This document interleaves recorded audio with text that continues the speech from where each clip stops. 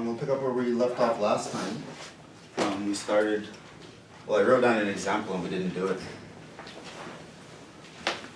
So let's just do that. I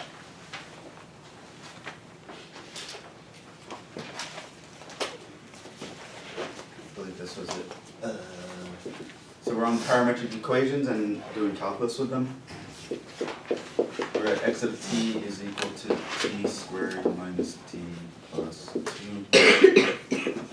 Y of t is equal to t cubed minus 3t.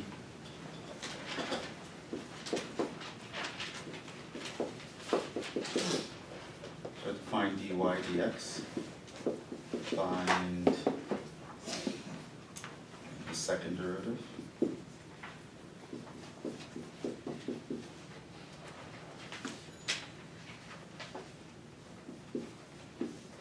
Find the points where vertical and horizontal tangent lines exist.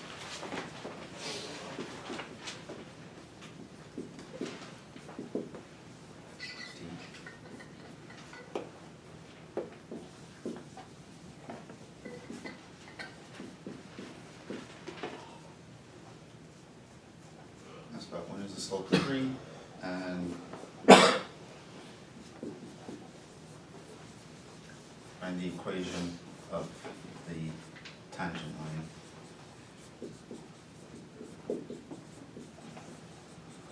when t equals minus 2.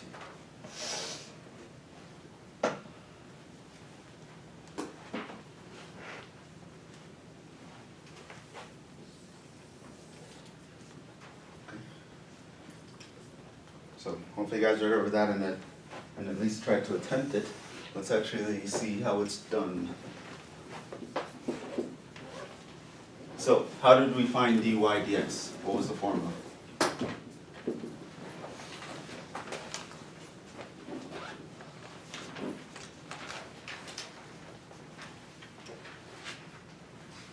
trick was to divide top and bottom by dt. So this is pretty much dy dt over dx dt.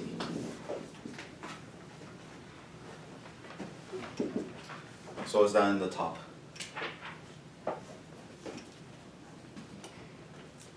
T squared minus 3. And in the bottom, we would have 2t minus 1. That was your derivative in terms of t. B. And we find the second derivative.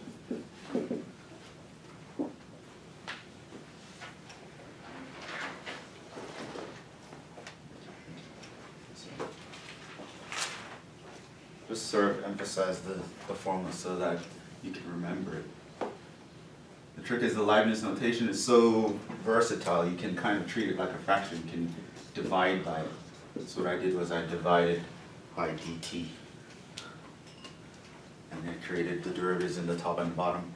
Here, this is just the derivative with respect to x of the derivative of y with respect to x. And again, I do that thing where I divide by dt. And so on the top it's d dt of the derivative of y with respect to x divided by the derivative of x with respect to t. In other words, this is d dt of this guy that we found here.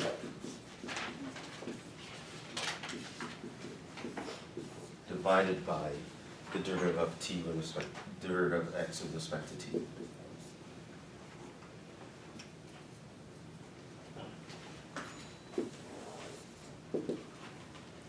So on the top, how do you differentiate that?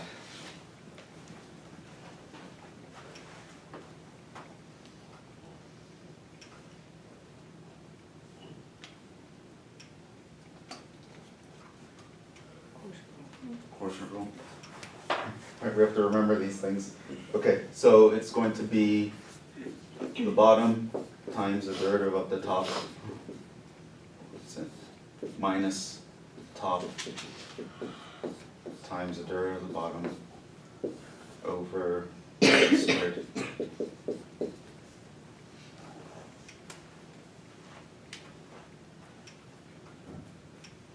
I mean, we're not, none of these requires, to find like a tangent line or to find the slope, we don't really need the second derivative, so we don't really need to do anything here, but we can simplify anyway.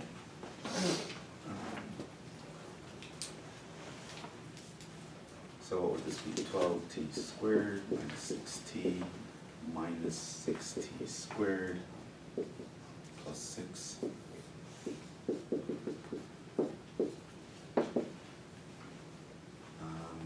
So we have 6t squared minus 6t plus 6.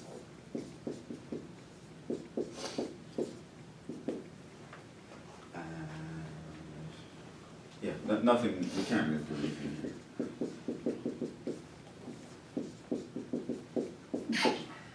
Let's just leave that as the answer.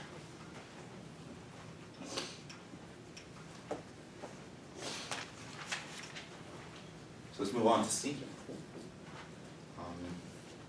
Do part 1. I don't remember what order I did this, but let's find where tangent lines are vertical. And as you might remember from last time, this happens if dx dt equals 0, but dy dt not equals 0 at the same time. So that's what we're going to do. So set dx dt equals 0.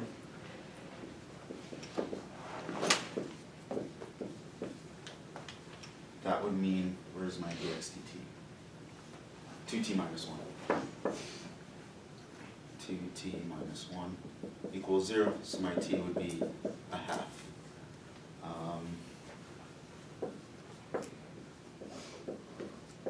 Set dy dt equals 0.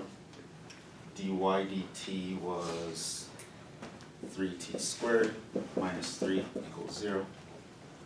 So this would mean my t is equal to plus or minus 1. So it's not, there's no overlap here. So this means the vertical tangent when t equals a half, i.e.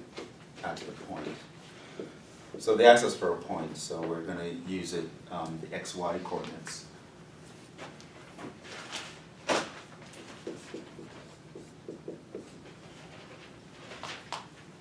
So on the x we have 1/2 squared minus 1/2 plus 2, comma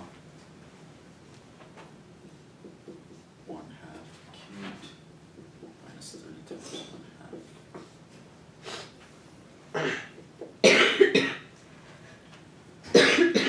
So that's a quarter minus a half, which is minus a quarter. So this guy is 8 over 4 minus 1 over 4. 7 over 4, comma, this is 1 over 8 minus 3 over 2. 3 over 2 is 12 over 8, so it's 1 over 8 minus 12 over 8.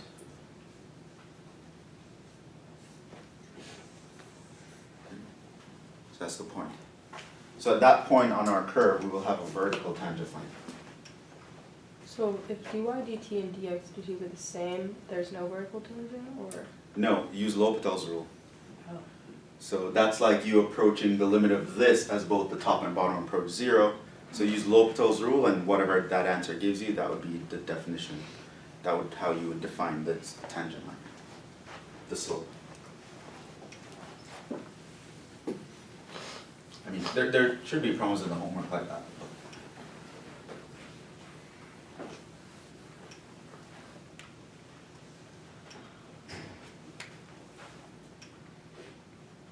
Part 2, horizontal tangent line.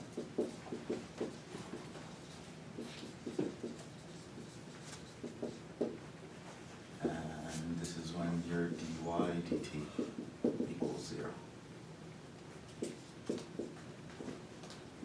dx dt not equals 0 at the same time.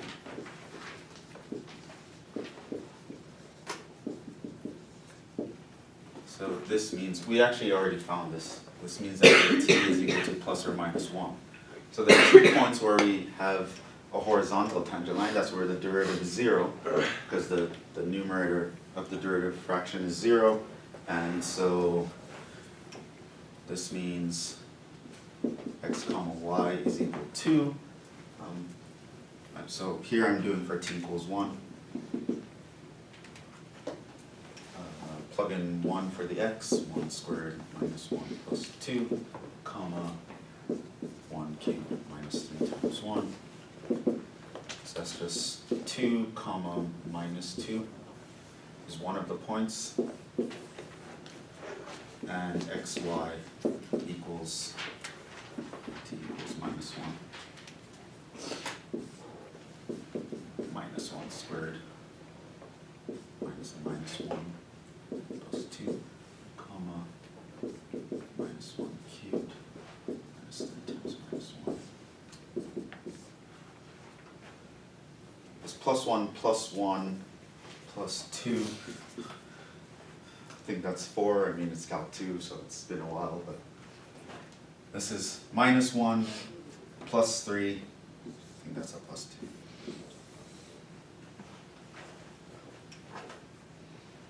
So at this point, we'll have a vertical tangent line. I don't even know what this picture looks like, but I can figure out where the tangent lines are just by using the equations and what we know about derivatives. This is where we have horizontal tangent lines, and this is where I have vertical tangent lines. And because I found the xy coordinate because the question asks for points. There are times when I might ask you, for what t value will you have a blah, blah, blah, and you could stop here. But if I ask for points, it means I need the x and y coordinates.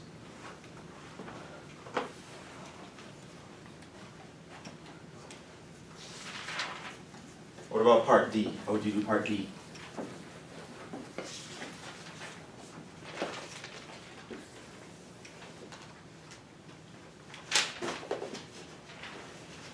When is the slope 3? Well, we know that the slope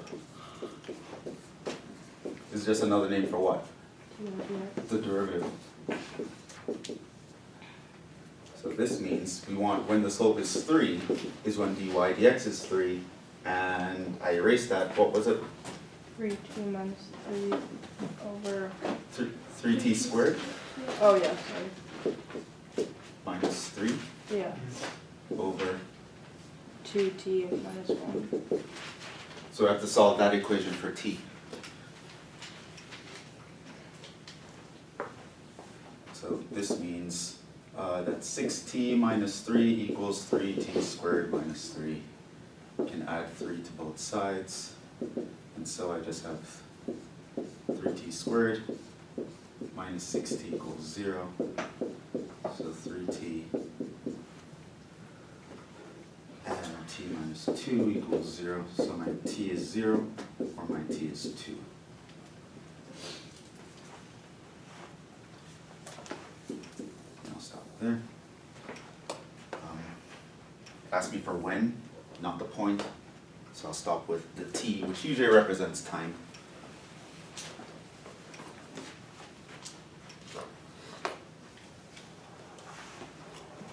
Okay. Equation of the tangent line. You guys remember how to find that?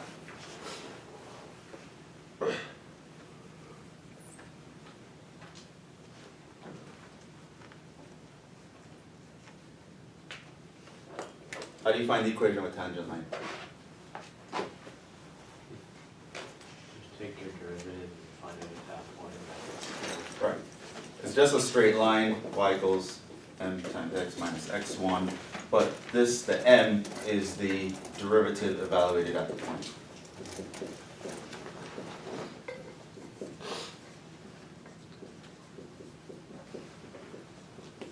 And this is, and that's the equation of the tangent line.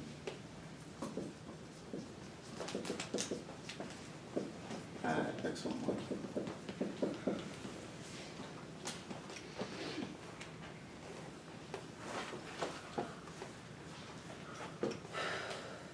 And so we will need to find when t equals minus 2. When t equals minus 2, first I have to figure out the point. I need my x1, y1. So I'm going to go to my x and plug in -2.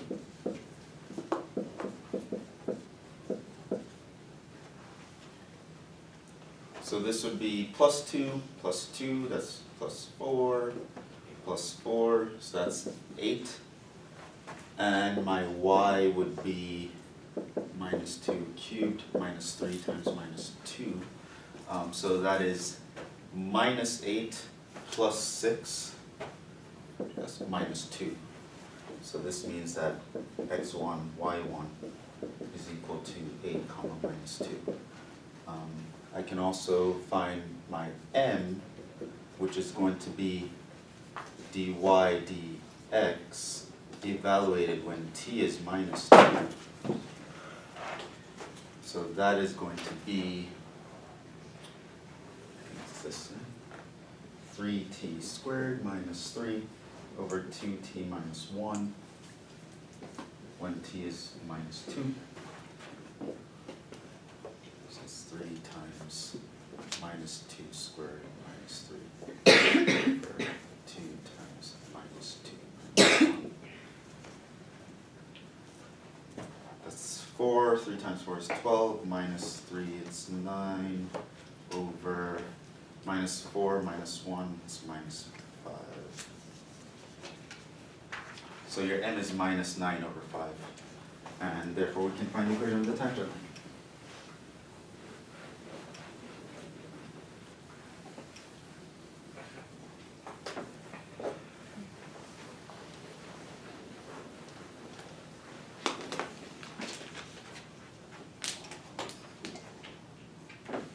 This means equation of tangent line is y minus the y value equals m x minus the x value.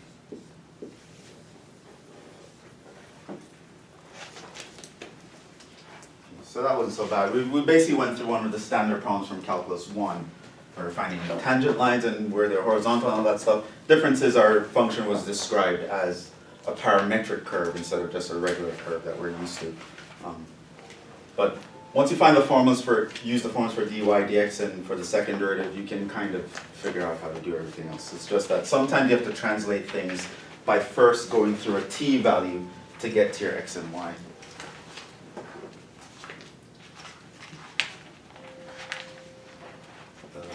One other thing we want to look at also,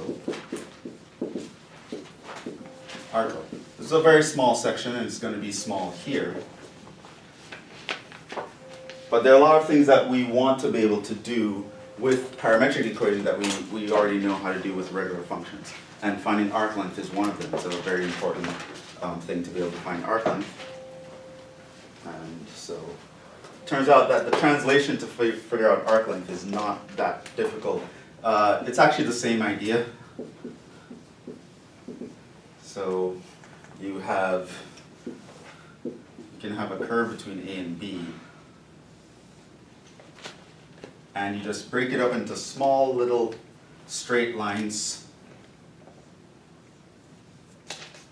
right?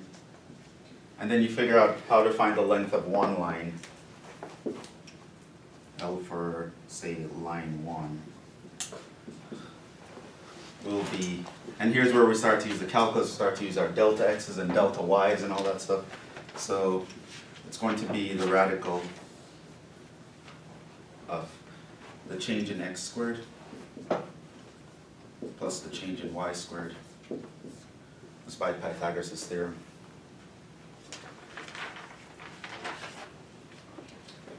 Now, derivative notations are so convenient. As I said, what we can do here is we can multiply by delta t over delta t. Because delta t, it's a change in time, it's a length of some interval, it's going to be positive. So what I can realize that is delta x squared plus delta y squared. that's just delta t over, I can think of this as the square root of delta t squared. And then I can just bring this guy inside. And so here I have delta x over delta t plus delta y over delta t. And there's a delta t on the outside. And so now to find the length of the curve, I treat that as a Riemann sum with t as my independent variable, and I end up with an integral. Delta t on the outside becomes dt, and these guys on the inside become the derivatives with respect to t.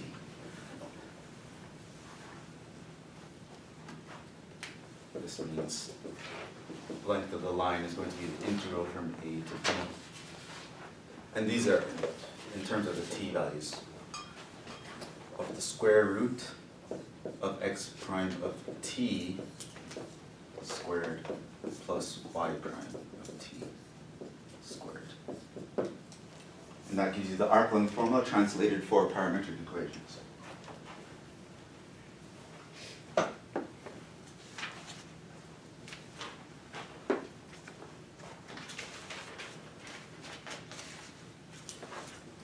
Not too bad, but really what we've been doing, like being able to find a tangent line and be able to do these manipulations, this is like the whole point of calculus.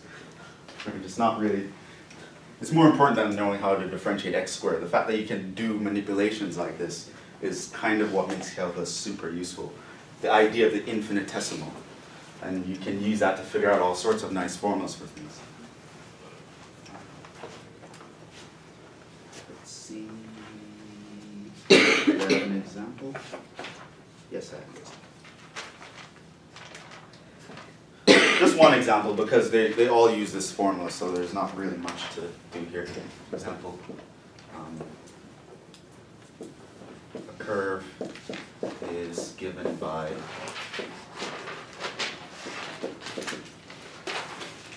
x equals e to the t plus e to the minus t, y is equal to 5 minus 2t. And it gives you a range here. Find the length of this curve.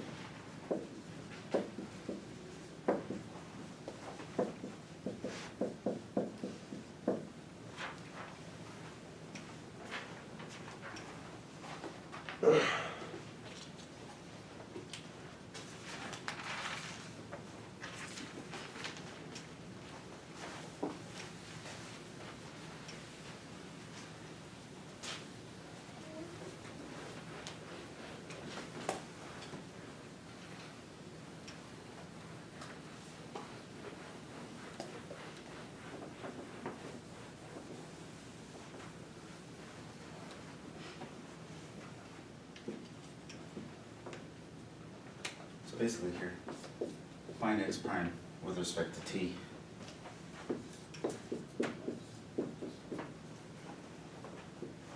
And find y prime with respect to t.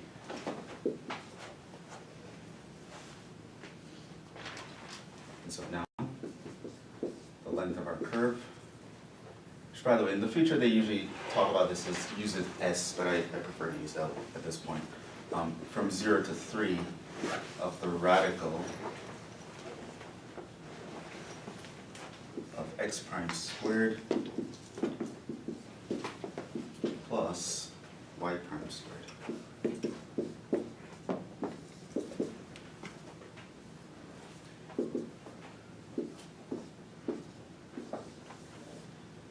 If we square this, we get e to the 2t minus this times 2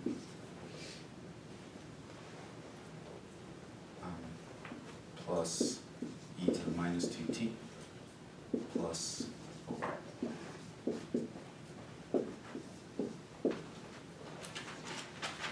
This will become e to the 2t plus 2 plus e to the minus 2t. How do you integrate that?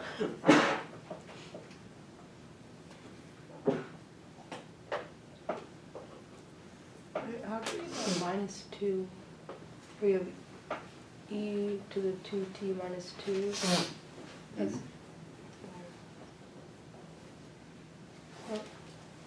I don't really see how that, if you Using- FOILed, A squared minus 2ab plus b squared.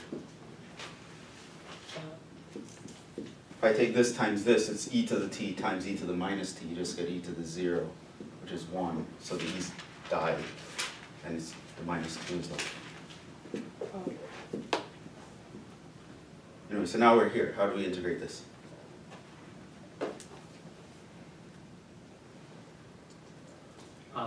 Yeah.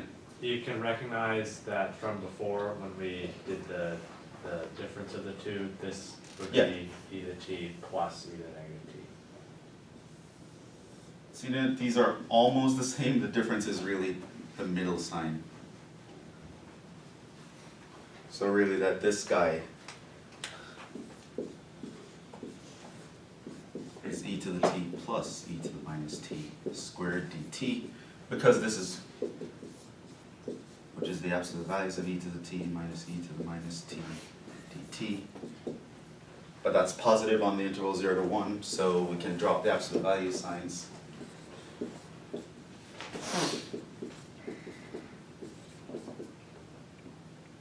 And so this is e to the t minus e to the minus t, g 0 and 3, e cubed minus e to the minus 3.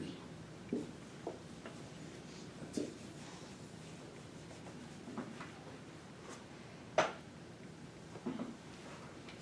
And that's the length of the curve.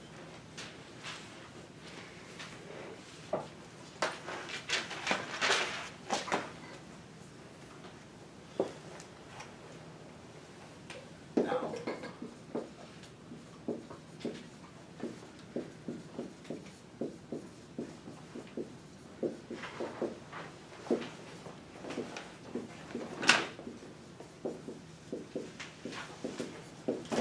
I'm going to introduce to you a new idea. And at this point, you're not going to fully appreciate how useful this idea is, but in multivariable calculus, you'll start to appreciate how useful this idea is. We sort of know how to deal with parametric equations, how to do calculus with them and stuff like that. So it stands to reason, let's actually put this to work for us. There are many ways in which we can put it to work for us, but there's a very standard way of doing so, with a standard set of equations that is actually extremely useful.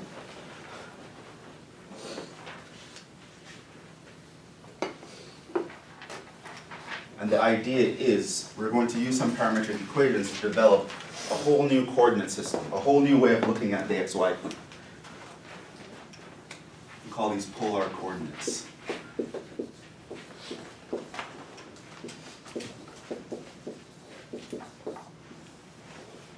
This is 9.3.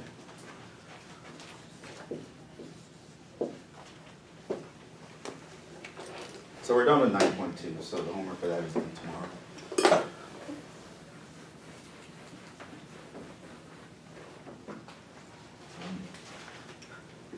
This is basically a new coordinate system.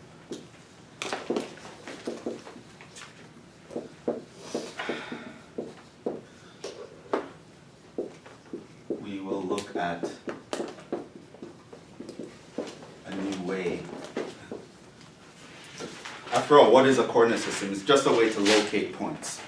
Right? I give you a coordinate, you can plot the point that I just told you about. If I say 3, 2, you know, you move on the x-axis 3 units, move on the y-axis 2 units, find this intersection, boom, that's the point 3, 2. It was a way of locating things. And then if you locate a sequence of points according to some formula, you get a curve, and then that gives rise to calculus and algebra and all that stuff. Okay, cool.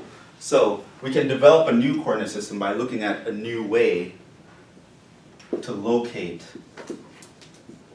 points in the plane. And we're going to be able to describe this new way with parametric equations. So before, what we were doing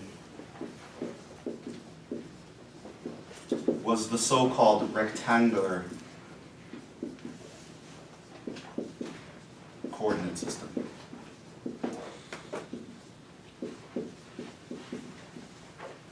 AKA, there's the Cartesian coordinate system.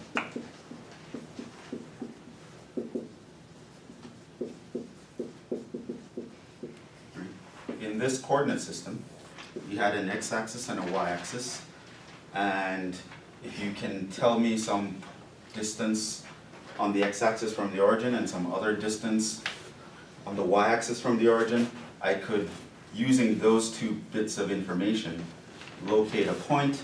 Notice that I kind of create a rectangle here, which is why it's called a rectangular coordinate system. So it's basically, it locates points with rectangles. Locates points using rectangles. So I can come up with many other ways to find a point. So I can have a C and a D, and I can locate that point over here, and I can have, you know, an E and an F, and I could locate another point over here. So just me telling you a coordinate for something. This is E comma, this is not working.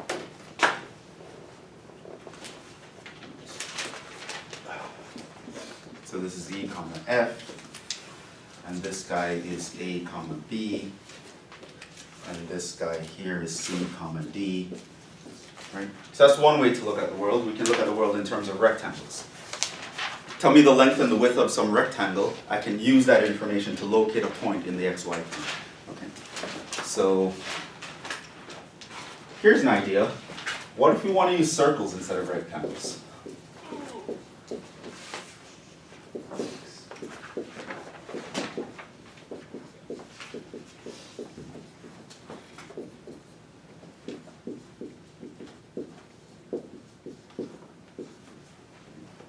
Why would we want to use circles instead of rectangles?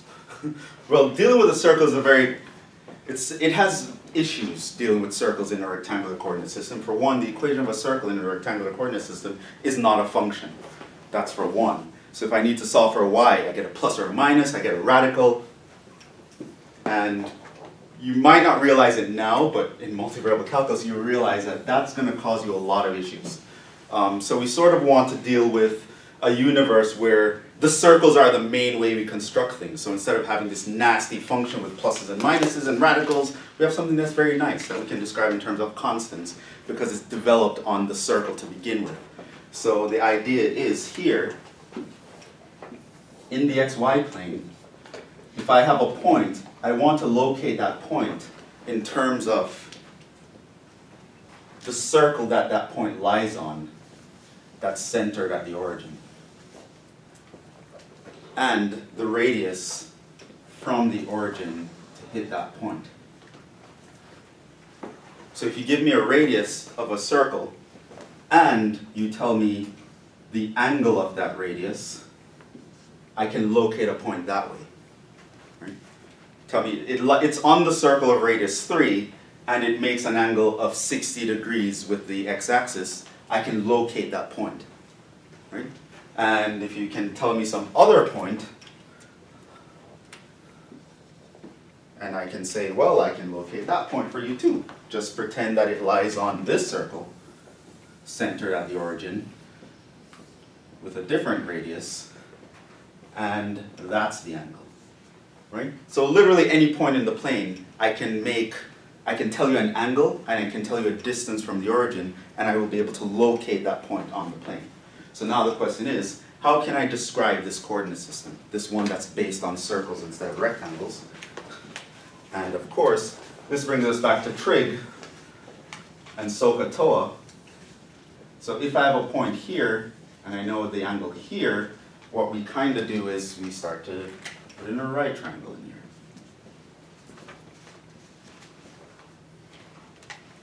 Right? And we kind of use our ideas from the rectangular coordinate system because we actually know a lot about this right triangle. So if this length is r, then SOHCAHTOA will tell us that the x-coordinate is r cosine theta. We also would recognize the y-coordinate as r sine theta, right? Because sine is opposite over hypotenuse. So if this is the y, the sine of this is this over that, and I solve for y, I get that. And if this distance is the x, the cosine of this is adjacent over the hypotenuse, so that's the x over r. Solving for x gives me that. So this means x will be r cosine theta, and my y will be r sine theta in this coordinate system.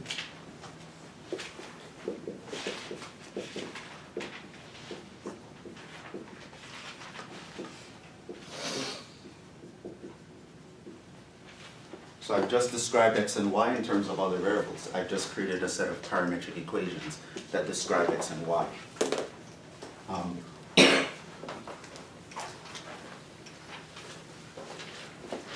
One immediate benefit that we get from this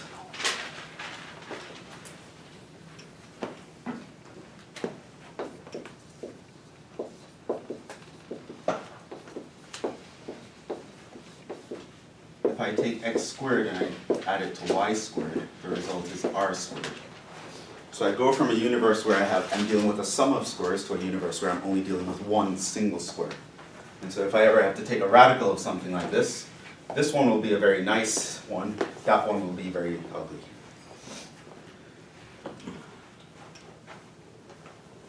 Because if you square this, you get r squared cosine squared, r squared sine squared, factor out the common r squared, you get cosine squared plus sine squared left over, which is 1, and so you end up with this.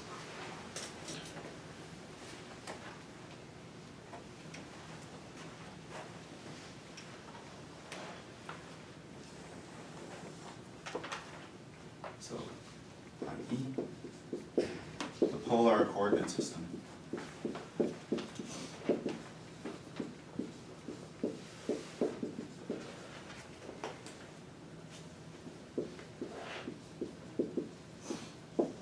Defined based on these equations. X is equal to r cosine theta, y is equal to r sine theta, and x squared plus y squared equals r squared. These equations govern the polar coordinate system. Let's actually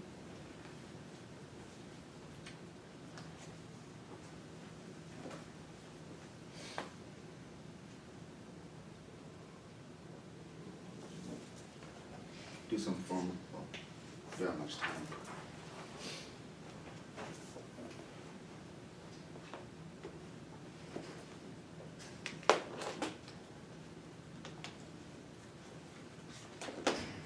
Well, maybe I'll talk about just a few peculiarities of this system, and then we'll do an example next time.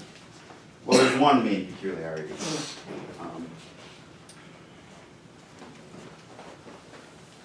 We'll do a bunch of examples next time.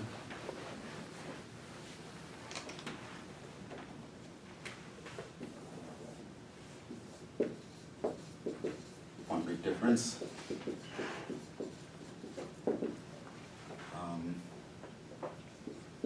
Points, coordinates.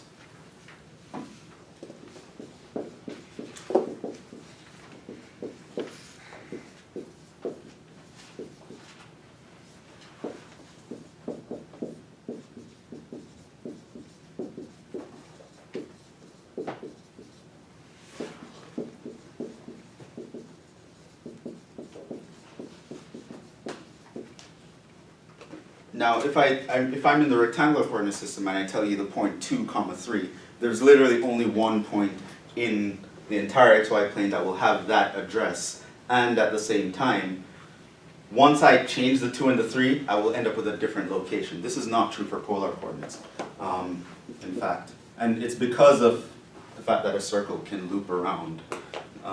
In fact, if we have r comma theta, which is the usual coordinate system order for polar coordinates, it will always be equal to r comma theta plus 2n pi, where n is an integer.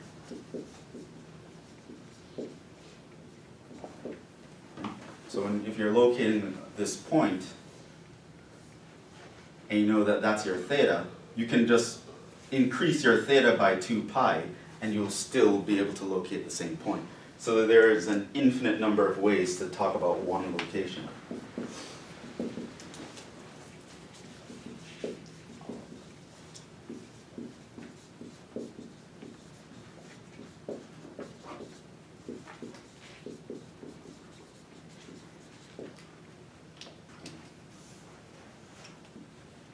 But as long as you're good with your trig, that's something that you can overcome. The new coordinate system is actually worth that little headache. And again, you'll really see that in multivariable calculus, but here I'm just getting you used to this coordinate system. You'll really see its usefulness in the next class. Also, we have a convention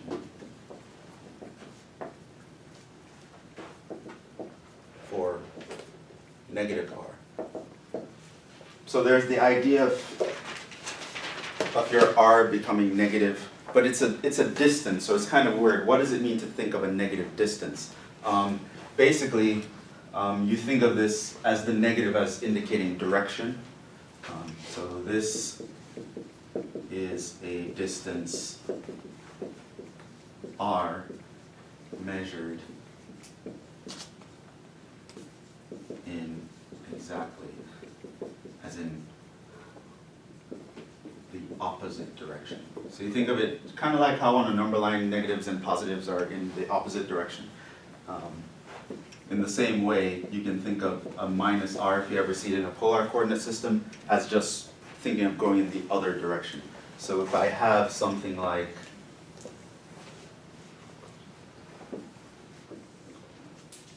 so here's my theta, and this guy here is my r comma theta.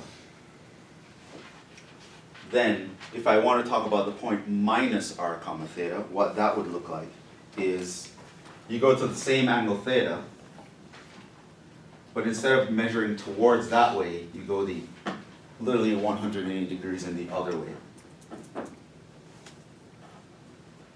That creates another point, and that by our definition is minus r comma theta.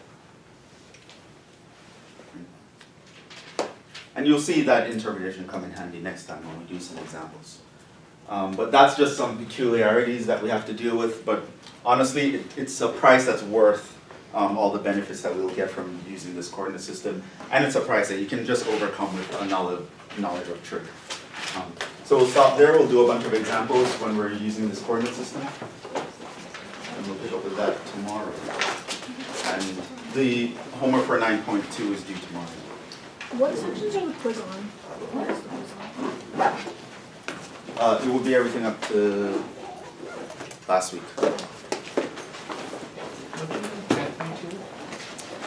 Was it 10.2? Yeah, you wrote 10.3, you wrote 9.3. Okay, 10.2, yeah.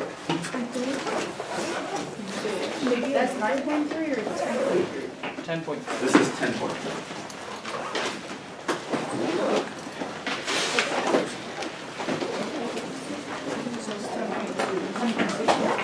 So 10 point, so we did 10.1 and 2. So 10.1 and 2 due tomorrow. And we'll finish this up, we have more examples to do here.